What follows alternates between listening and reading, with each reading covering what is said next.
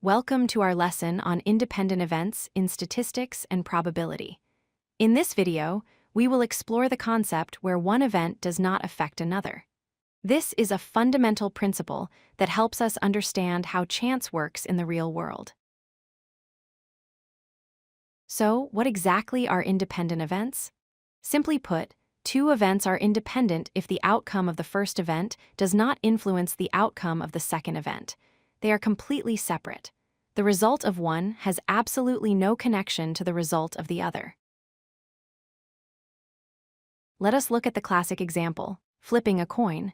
If you flip a coin once, you have a 50% chance of getting heads. Now, imagine you flip it a second time. That probability is still 50%. The first flip does not change the chances for the second flip.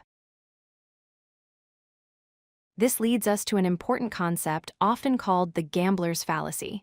Even if you get heads 4 times in a row, the coin does not have a memory.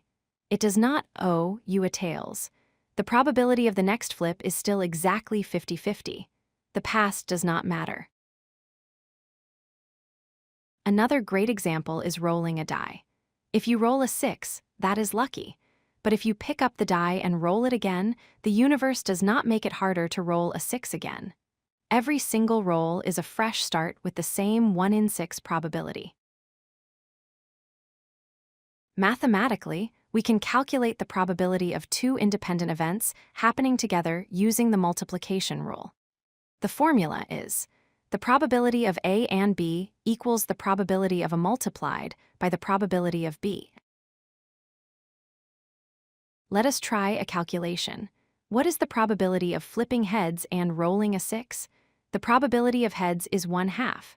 The probability of rolling a 6 is 1/6. We multiply 1/2 by 1/6 to get 1/12. It is important to know the difference. Independent implies replacement. If you pick a card and put it back, the deck stays the same. That is independent, but if you keep the card, the deck changes. That makes the next draw dependent. To wrap up, remember these key points. Independent events do not influence each other. Past outcomes do not change future probabilities. We use multiplication to find the combined probability. And finally, replacement ensures events stay independent. If you like this video, hit that like button and don't forget to subscribe.